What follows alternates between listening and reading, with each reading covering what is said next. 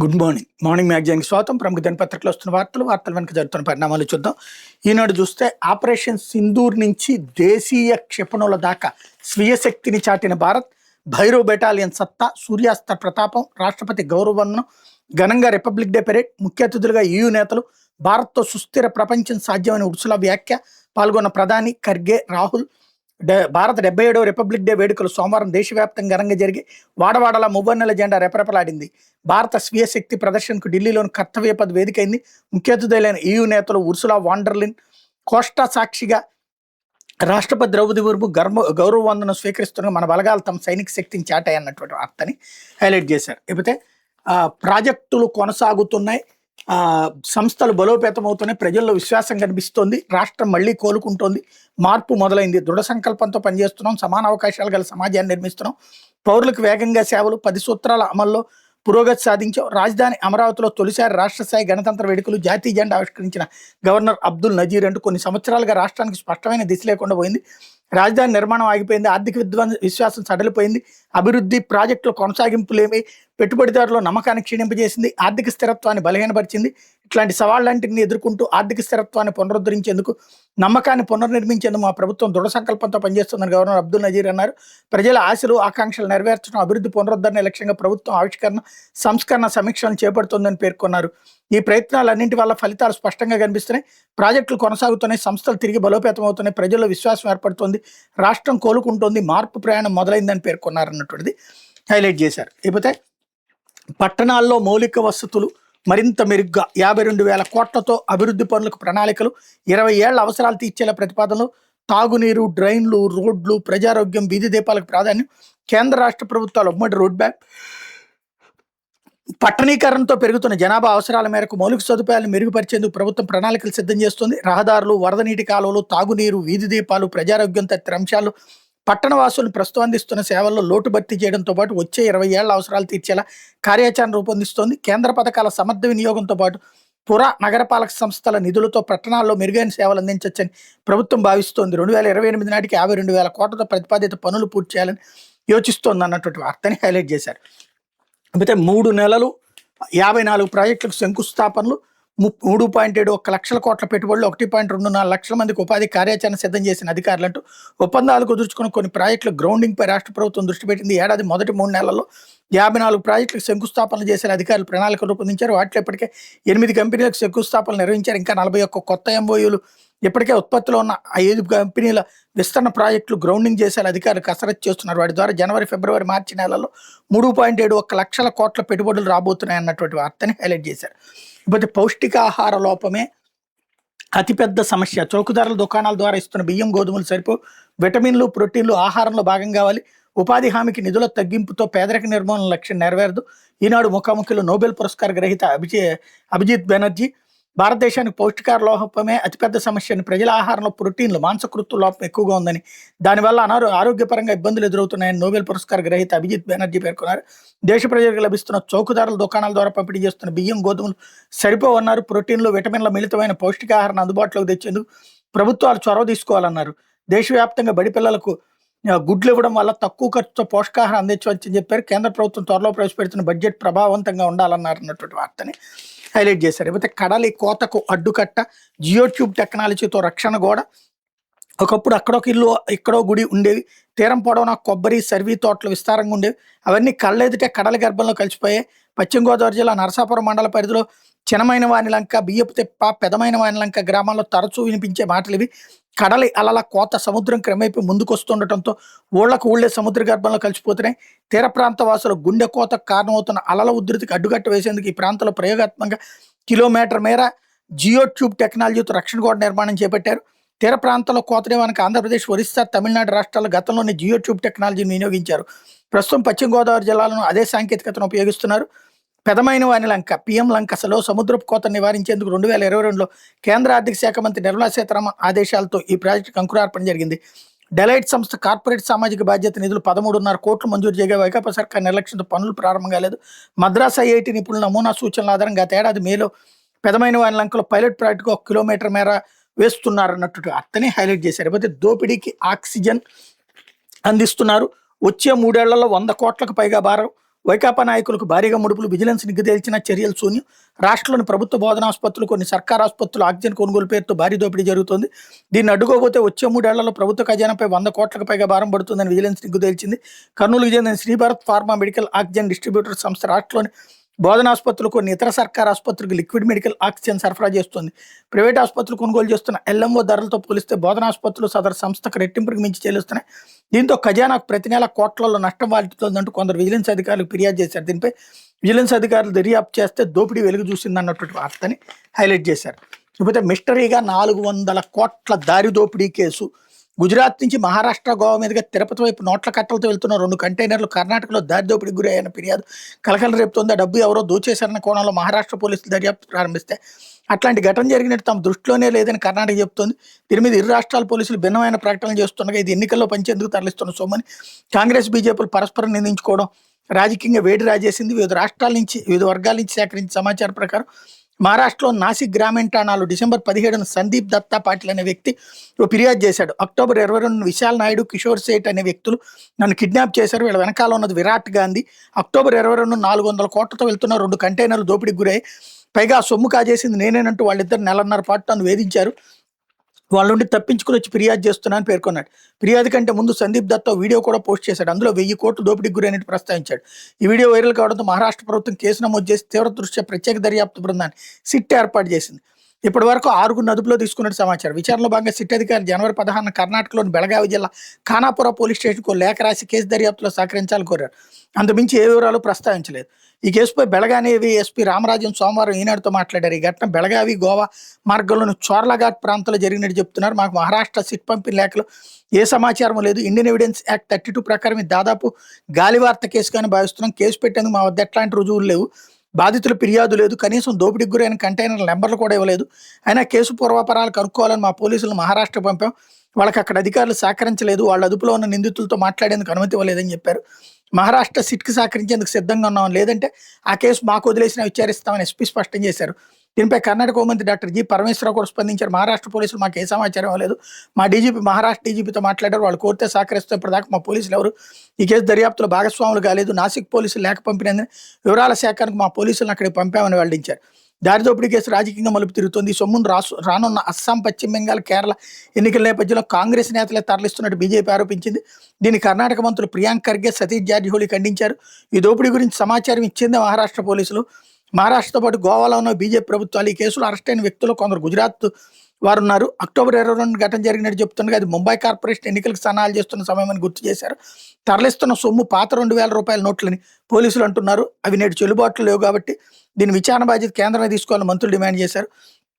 అంత సొమ్ము తరలిస్తున్నట్టు తమకు సమాచారం అంటే పోలీసు భద్రత కల్పించారు అని మరో మంత్రి ఎంబీ పాటిల్ చెప్పారన్నటువంటి వార్తని హైలైట్ చేశారు. అయితే ప్రయాణికులను రక్షించారు. చికిత్స ఆలస్యమే మృత్యువడికి చేరారు. గుండెపోటుతో ఏపీఎస్ఆర్టీసీ బస్సు డ్రైవర్ మృతి. ఛాతీలో నొప్పిగా అనిపించడంతో ప్రయాణికుల భద్రతను ఆలోచించి డ్రైవర్ బస్సును పక్కకు నిలిపారు. తర్వాత ఆటో ఎక్కి ఏదైనా ఆసుపత్రికి తీసుకెళ్లాలని కోరారు. కానీ ఆ ప్రాంతంలో సరైన ఆసుపత్రి లేక, ఉన్న చోట వైద్యులు లేక చికిత్స ఆలస్యం అవడంతో ప్రాణాలు కోల్పోయిన విషాద ఘటన తెలంగాణలో చౌటుప్పల్లో చోటు చేసుకుంది. విజయవాడ తాడిగడప వసంతనగర్ కట్టకి చెందిన నాగరాజు విజయవాడ బస్ డిపోలో డ్రైవర్గా పనిచేస్తున్నారు. ఆదివారం రాత్రి ఏపీఎస్ఆర్టీసీ అమరావతి సూపర్ ఫాస్ట్ ఎక్స్ప్రెస్లో బయలుదేరి సోమవారం తెల్లవారుజామున హైదరాబాద్కి చేరుకున్నారు. విశ్రాంతి తీసుకుని మధ్యాహ్నం 12:30కి హైదరాబాద్ మియాపూర్ బస్ స్టేషన్ నుంచి 18 మంది ప్రయాణికులతో విజయవాడకు బయలుదేరారు. అబ్దుల్లాపూర్ మెట్టు వచ్చాక ఆయాసంగా అనిపిస్తోందని బస్సును నిలిపి మెడికల్ దుకాణంలో మందులు కొన్నారు. 3:30కి చౌటుప్పల వద్దకు రాగానే ఛాతీలో నొప్పిగా ఉందని అటెండర్ చంద్రారెడ్డికి చెప్పి బస్సును సర్వీస్ రోడ్లకు మళ్ళీ ఆపారు. ప్రయాణికులు వేరే బస్సులో పంపాలని సూచించారు. ఆటోను పిలిచి తన దగ్గర ఉన్న డబ్బులు ఇచ్చి దగ్గరలోనే ఏదైనా ఆసుపత్రికి తీసుకువెళ్లాలని కోరారు. ఆటో డ్రైవర్ శ్రీశైలం మొదటి గాంధీ పార్క్ సమీపంలోని ప్రైవేట్ ఆసుపత్రికి తీసుకెళ్ళగా అక్కడ డాక్టర్ లేరని చెప్పారు. మరో ప్రైవేట్ ఆసుపత్రికి తీసుకెళ్ళగా సీరియస్ కేసులు తాము చూడమని చెప్పడంతో ప్రభుత్వ సామాజిక ఆసుపత్రికి తీసుకెళ్లారు. అక్కడ వైద్యులు పరీక్షించి అప్పటికి ఆయన చనిపోయినట్టు చెప్పారు. మృతునికి భార్య, కుమారుడు, కుమార్తె ఉన్నారు. చౌటుప్పల పోలీసులు కేసు నమోదు చేసి దర్యాప్తు చేస్తున్నారు అన్నట్టు వార్త హైలైట్ చేశారు. అయితే కార్పొరేట్ల కొమ్ము కాస్తున్న బీజేపీ ఐద్వా జాతీయ ప్రధాన కార్యదర్శి మరియం దావలే సామాన్యులు విస్మరించి కార్పొరేట్లకు పట్టం కట్టేలా బీజేపీ వ్యవహరిస్తుందని, ప్రజా వ్యతిరేక విధానాలను ప్రజాక్షేత్రాలు ఎండగడతామని ఐద్వా జాతీయ ప్రధాన కార్యదర్శి మరియం దావలే అన్నారన్నటువంటి వార్తని హైలైట్ చేశారు. ఇకపోతే సాక్షి నమ్మక ద్రోహం 20,000 కోట్ల భారం. తామొస్తే ఛార్జీలు పెంచడం తగ్గిస్తామని మోసం చేసిన చంద్రబాబు అధికారంలోకి రాగానే 4 విడతల్లో బాధుడు. 2024 నవంబర్లో 6,072 కోట్లు, 25లో 9,412 కోట్లు, 24-25లో ఆర్థిక ఏడాదిలో 1,863 కోట్లు, ప్రస్తుత ఆర్థిక ఏడాదిలో 2,787 కోట్లు పడ్డ మూడింతలు పెరిగిన బిల్లులు. గగ్గోలు పెడుతున్న జనం, బాబు నమ్మించి నిండా ముంచారని ప్రజలు మండిపాటు. వైఎస్ జగన్ హయాంలో కరెంట్ ఛార్జీలు పెరగలేదని గుర్తు చేస్తున్న ప్రజలు. జగన్ ప్రభుత్వంలో ప్రజలకు 5,445 కోట్ల ప్రయోజనం. గత ప్రభుత్వంలో సెక్కి నుంచి యూనిట్ ₹2.49 చొప్పున కొండపై చంద్రబాబు అనుకో గగ్గోలు. ఇప్పుడు అదే బాబు యాక్సిస్ నుంచి యూనిట్కి ₹4.60 చొప్పున కొనుగోలు. ప్రస్తుత ప్రభుత్వంలో భారీగా ఛార్జీలు పెంపును తప్పట్టిన ఏపీఆర్సీ మండల ఆదేశాలతో యూనిట్కి 13 పైసలు చొప్పున వెనక్కు. దీన్ని తనగంతగా చెప్పుకుంటూ డప్పు కొట్టుకుంటున్న ఆయన ప్రజలను ఏమార్చి ఎల్లో మీడియా ద్వారా తనకు అనుకూలంగా ప్రచారం అన్నట్టు వార్తని హైలైట్ చేశారు. ఖచ్చితంగా ఈ ప్రభుత్వం వచ్చాక ఛార్జీలు దారుణంగా పెంచారు. అదే సందర్భంలో పెంచినటువంటి ఛార్జీల్లో కొంచెం తగ్గించింది ఏపీఆర్సీ వల్లనే. అట్ ద సేమ్ టైం ఆ వార్త రాస్తున్నటువంటి వాళ్ళు వీళ్ళు చేస్తున్న మోసం ఏంటంటే, జగన్ టైంలో ఛార్జీలు పెరగలేదు, పైగా ఎదురు ఒక 5,000 కోట్ల రూపాయలు ప్రజలకు వచ్చినాయి. పచ్చి అబద్ధం. జగన్ టైంలో ఛార్జీలు అడ్డగోలుగా పెరిగినాయి. దానివల్లనే చంద్రబాబు నాయుడికి అవకాశం వచ్చింది. అంతకుముందు చంద్రబాబు నాయుడు ఛార్జీలు అడ్డదిడ్డంగా పెంచారని బాదుడే అని చెప్పింది జగన్మోహన్ రెడ్డి. తను కూడా బాదుడేసాడు. అదే బాదుడే అని నినదించినటువంటి చంద్రబాబు నాయుడు ఇప్పుడు అదే బాదుడేస్తున్నారు. ఈ 4-5 నెలల నుంచి తగ్గినటువంటి బిల్లులు అయితే, ఒకటి చలికాలం కావడం, రెండోది వచ్చేటప్పటికి ఆ ఏపీఆర్సీ తగ్గించమన్నటువంటి 13 పైసలు తగ్గించడం. కానీ మిగతా అడ్జస్ట్మెంట్ల పేరుతో దోపిడీ జరుగుతూనే ఉంది. ఇంకా మళ్ళీ పెంచబోతున్నారు అన్నటువంటిది ఇప్పుడు సాక్షి రాసుకొస్తుంది. లేకపోతే పొదుపు టు మదుపు అంటూ పొదుపు మొత్తాలు మార్కెట్లోకి మళ్ళీతే సామాన్యులకు మేలు. ఎందుకంటే ఎఫ్డీలు బాండ్లపై వస్తున్న వడ్డీలు చాలా తక్కువ. ప్రస్తుతం ధనికులే స్టాక్ మార్కెట్తో లాభం ఆర్జిస్తున్నారు. సామాన్యులు అటు మళ్ళీతే ఆర్జనలో అసమానత తగ్గుతుంది. దేశంలో చిరుధాన్యాల సేద్యం పెరగాలి. సరైన మద్దతు లేదు కాబట్టి మిల్లెట్ల ధరలు ఇప్పుడు ప్రీమే. తగిన వ్యవస్థతో అందుబాటులోకి తేవడం అసాధ్యమేమీ కాదు. భారతీయుల ఆహారంలో ప్రోటీన్ తక్కువ పెరగాలి. ఎందుకంటే వాళ్ళకి ప్రభుత్వ పరిహారాలపై నమ్మకం లేదు. ఆలస్యంగా జాబ్ మార్కెట్లోకి రావడంతో దేశం వెనుకబాటు. ప్రభుత్వోద్యోగాలు సాధించడమే విజయంగా భావించద్దు అంటూ నోబెల్ గ్రహీత అభిజిత్ బెనర్జీ స్టేట్మెంట్ వీళ్ళు కూడా చేశారు. లేకపోతే స్వర్ణాంధ్ర సాధనకు 10 సూత్రాలు, పేదరిక నిర్మూలన ప్రభుత్వ ధ్యేయం. Governor justice Abdul Nazeer. స్వచ్ఛాంధ్ర సురక్షాంధ్ర లక్ష్యం. వచ్చేడాది జూన్కి వెలుగొండ, అదే ఏడాది డిసెంబర్ కల్లా పోలవరం పూర్తి. తీర ప్రాంతాల్లో శరవేగంగా కొత్త పోర్టుల నిర్మాణం. రిపబ్లిక్ డే వేడుకల్లో గవర్నర్ ప్రసంగం అన్నటువంటిది హైలైట్ చేశారు. లేకపోతే రాష్ట్రంలో పతాక స్థాయి దోపిడీ, అవినీతి. 20 నెలల్లోనే ప్రభుత్వంపై తీవ్ర వ్యతిరేకత. శాంతి భద్రతల పరిరక్షణ ప్రభుత్వ విఫలం. చంద్రబాబు ఆటవిక పాలన అంతం కావాలి. మండలంలో విపక్ష నేత బొత్స సత్యనారాయణ హైలైట్ చేశారు. అయితే కందిపోతున్న రైతు. కందుల కనీస మద్దతు ధర 8,000. మార్కెట్లో రైతుకు దక్కేది 6,500 నుంచి 7,000. అన్నదాతలను ఆదుకొని చంద్రబాబు ప్రభుత్వం. దళారులకు అయినగాడికి తెగనమ్ముకుంటున్న రైతులు. రాష్ట్రంలో 1.17 లక్షల టన్నుల సేకరణకి కేంద్రం అనుమతి. కంది రైతులను ఆదుకోవాలంటూ వెంపరాల నరసింహారావు గని ఆత్కూర్ కంచికిచర్ల మండలం ఎన్టీఆర్ జిల్లా. నేను 20 ఎకరాల్లో కంది సాగు చేసి కౌలుతో సహా ఎకరాకు 45,000 పెట్టుబడి పెట్టాను. వర్షాలతో చీడపీడలు ఎక్కువయ్యాయి. సాధారణంగా 8-9 క్వింటాల దిగుబడి రావాల్సి ఉంటే 3 క్వింటాలు మాత్రం వచ్చింది. ప్రభుత్వం క్వింటా 8,000 ప్రకటిస్తే మార్కెట్లో 6.5కు మించి కొనడం లేదు. ప్రభుత్వం కంది రైతులను ఆదుకోవాలన్నటువంటిది హైలైట్ చేశారు. పంచాయతీ నిధులపై సర్కారు కన్ను. కేంద్ర నిధులు 1,500 కోట్లు, పన్నుల ఆదాయం 1,000 కోట్ల పైన కన్నేసిన బాబు సర్కార్. ఆ నిధులను మళ్లించి ప్రభుత్వ పెద్దలు ఇష్టానుసారం ఖర్చు చేసేందుకు నిర్ణయం. 2 నెలల్లో ముగినున్న పంచాయతీ పాలకవర్గాల పదవీ కాలం. ఆ తర్వాత ప్రత్యేకాధికారుల పాలన నడిచేలా చర్యలు అన్నటువంటిది హైలైట్ చేశారు. లేకపోతే సేవల పూర్ అయినా టాప్ స్కోర్ అంటూ చంద్రబాబు పాలనలో ప్రభుత్వ ఆసుపత్రులు అధ్వానంగా మారిన పారిశుద్ధ్యం, శానిటేషన్ నిర్వహణ మీద దాదాపు సగం మంది రోగుల అసంతృప్తి. కాంట్రాక్ట్ సంస్థల పనితీరుకు మాత్రం ప్రభుత్వం డిస్టింక్షన్ స్కోర్లు. సీఎం బంధు పద్మావతి నిర్వహణలో ఉన్న ఆసుపత్రులు ఘోర పరిస్థితులు. సేవలు బాగా లేకున్న అత్యుత్తమ స్కోర్లతో కాంట్రాక్ట్ సంస్థలకు బిల్లులు అన్నటువంటిది హైలైట్ చేశారు. లేకపోతే యాప్ అంటూ డౌన్లోడ్స్లో ప్రపంచంలో మనమే టాప్. మొబైల్ అంటేనే యాప్స్. ఉత్పాదకత, వినోదం, సోషల్ మీడియా, విద్య, యూటిలిటీ, ఈ కామర్స్ అవసరం ఏదైనా మొబైల్ అప్లికేషన్స్తోనే మన జీవితం ముడిపడి ఉంది. ప్రపంచవ్యాప్తంగా ఏడాది 14,900 కోట్ల యాప్ డౌన్లోడ్స్ నమోదయ్యాయి అంటే వీటికి ఉన్న డిమాండ్స్ అర్థం చేసుకోవచ్చు. డౌన్లోడ్స్తో పాటు వినియోగంలోనూ భారత్ అగ్రస్థానంలో ఉంది. iOS, గూగుల్ ప్లే స్టోర్ వేదికగా ప్రపంచవ్యాప్తంగా ఏడాది నిమిషానికి వివిధ రకాల యాప్స్ గాను 2,84,000 డౌన్లోడ్స్ నమోదయ్యాయి. ఫీచర్స్, కంటెంట్, సేవల కోసం మొబైల్ యూజర్లు ఈ యాప్స్కి నిమిషానికి 2.9 కోట్లు ఖర్చు చేశారు. తొలిసారిగా గేమ్స్ కంటే యాప్స్ అధికంగా వ్యయం చేశారని అమెరికాకు చెందిన digital intelligence app data analysis company Sensor Towers వెల్లడించింది. నేపథ్యంలో యాప్ల కథా కమిషన్ గురించి ఒక వార్త రాసుకొచ్చింది. అయితే ఓపెన్ చేసేశారు అంటూ ఓపెన్ స్కూల్ సొసైటీలో అర్హత లేని ఉపాధ్యాయులు, లేని పోస్టులు సృష్టించి ఉపాధ్యాయ సంఘం నేతల నియామకం. మంత్రి లోకేష్ సూచనలతో కదులుతున్న ఫైల్ అంటూ దూర విద్యలో 10వ తరగతి ఇంటర్మీడియట్ కోర్సులు అందించి ఆంధ్రప్రదేశ్ సార్వత్రిక విద్యాపీఠం ఓపెన్ స్కూల్ సొసైటీ టీడీపీ అన్యాయాలకి అడ్డాగా మారుతుంది. అర్హతలు లేకుండా పార్టీకి సేవలు చేస్తామంటే చాలు కీలకమైన పోస్టులు కట్టిపెట్టేందుకు రంగం సిద్ధమైంది అన్నటువంటిది హైలైట్ చేశారు. లేకపోతే వీసీ 420 వేషాలు అంటూ కాకినాడ జేఎన్టీయూ వీసీ సిఎస్ఆర్కే ప్రసాద్పై అవినీతి, ఫోర్జరీ లాంటి తీవ్ర అభియోగాలు. 420 సహా పలు సెక్షన్ల కింద Hanamkonda first class magistrate court నుంచి సమన్లు. కాజీపేట పోలీస్ స్టేషన్లో కేసులు నమోదు. వరంగల్ నిట్ పూర్వ విద్యార్థుల సంఘం నిధులు దుర్వినియోగం. నెట్వా ఎన్నికల్లో దొంగ ఓట్లను చేర్చడంలో కీలక పాత్ర అట్లాంటి వ్యక్తిని వీసీగా నియమించిన చంద్రబాబు. అస్మదీయుల కోసం వర్సిటీలను భ్రష్టు పట్టిస్తున్న బాబు సర్కార్. రెడ్ బుక్ రాజ్యాంగంలో రాష్ట్రంలో విద్యా వ్యవస్థలు సర్వనాశనం అంటూ ఎన్నికల అక్రమాలపై నెట్వా మాజీ అధ్యక్షుడు ఆలపాటి ప్రసాద్ న్యాయస్థానాన్ని ఆశ్రయిస్తే సిఎస్ఆర్కే ప్రసాద్ అప్పుడు డైరెక్టర్పై ఒత్తిడి చేసి ఇందులో చేర్చారు. అనంతరం ఆ డైరెక్టర్ బదిలీ మీద వెళ్ళిపోగా సిఎస్ఆర్కే ప్రసాద్ న్యాయస్థానాన్ని మోసం చేసే కుట్రకు తెరదీశారు. గత డైరెక్టర్ సంతకాలు పవర్ ఆఫ్ అటార్నీ లేకుండానే ఆయన అథారిటీ ఇచ్చినట్టు కేసును నడిపించారు. పాత న్యాయవాది నుంచి నో అబ్జెక్షన్ లేకుండా మరో న్యాయవాదితో వకాలత్ వేయించి మరో తప్పు చేశారు. ఈ విషయం బయటపడడంతో తాను ఎవరికి ఆథరైజేషన్ ఇవ్వలేదని అప్పుడు డైరెక్టర్ రాతపూర్వకంగా కోర్టుకు నివేదించారు. సిఎస్ఆర్కే ప్రసాద్ ఫోర్జరీ, అవినీతి బాగోతంపై నెట్వా మాజీ అధ్యక్షుడు ఎన్ఐటీ డైరెక్టర్ సైతం ఫిర్యాదు చేశారు. 2025 ఫిబ్రవరిలో కాజీపేట పోలీస్ స్టేషన్లో సిఎస్ఆర్కే ప్రసాద్ మీద ఫిర్యాదు చేస్తే సివిల్ కేసుగా పరిగణించారు. దీంతో గత ఆగస్టులో కోర్టులో కేసు వేయగా న్యాయస్థానం స్వీకరించి నిందితుడు సిఎస్ఆర్కే ప్రసాద్కి 8 రకాల ఐపీసీ సెక్షన్ల కింద సమన్లు జారీ చేసింది. కోర్టులో కేసు నడుస్తున్నప్పుడు కరస్పాండెంట్ అనుమతి లేకుండా సిఎస్ఆర్కే ప్రసాద్ దొంగ సంతకాలతో నడిపించడం గమనార్హం. ఎన్ఐటీ పూర్వ విద్యార్థి నెట్వాలో సభ్యుడైనప్పటికీ అసోసియేషన్కి నష్టం చేకూర్చులు వ్యవహరించారు. ఆయన జేఎన్టీయూ కాకినాడ వీసీగా వచ్చినప్పటి నుంచి పాలనా వ్యవస్థ గందరగోళంలోకి నెట్టి అనర్హులకు పెద్దపీట వేయడం, అవినీతిని ప్రోత్సహిస్తున్నపై వర్సిటీలో పెద్ద ఎత్తున చర్చ జరుగుతుంది అన్నటువంటి వార్తని హైలైట్ చేశారు. లేకపోతే ఆంధ్రజ్యోతి అమరావతిలో గణతంత్రం అంటూ రాష్ట్ర రాజధానిలో తొలిసారి వేడుకలు. పోటెత్తిన ప్రజలు, రైతులు, విద్యార్థులు. గ్యాలరీలు సరిపోక బయటే నిలబడిన వైను. స్ఫూర్తి నింపిన పోలీసు దళాల కవాతు. రాష్ట్రాభివృద్ధికి సూచికగా శకటాల ప్రదర్శన. జాతీయ పతాకాన్ని ఆవిష్కరించిన గవర్నర్. హాజరైన చంద్రబాబు, పవన్ కళ్యాణ్, లోకేష్ అన్నటువంటి వార్తని హైలైట్ చేశారు. అయితే సుజలాం సస్యశ్యామలాం అంటూ కేంద్ర నిధులతో రాష్ట్రం అంతా జలకాల 2 దశల్లో 10,000 కోట్లు రాష్ట్రానికి ఇచ్చేందుకు కేంద్రం సూత్రప్రాయ అంగీకారం. రాయలసీమ, నెల్లూరు, ప్రకాశంలో పండ్ల తోటలు సాగునీటికి ఊతం. మౌలిక సదుపాయాల అభివృద్ధి. రాష్ట్ర వ్యాప్తంగా పెండింగ్ ప్రాజెక్టుల పూర్తి లక్ష్యం. గరిష్ట స్థాయిలో పూర్వోదయ నిధులకు యత్నం. సంబంధిత శాఖలపై నేడు సీఎం కీలక సమీక్ష అన్నటువంటిది హైలైట్ చేశారు. లేకపోతే పాలనలో సాంకేతికతకు పెద్దపీట అంటూ ఉద్యోగులపై పనిభారం తగ్గించేందుకు చర్యలు.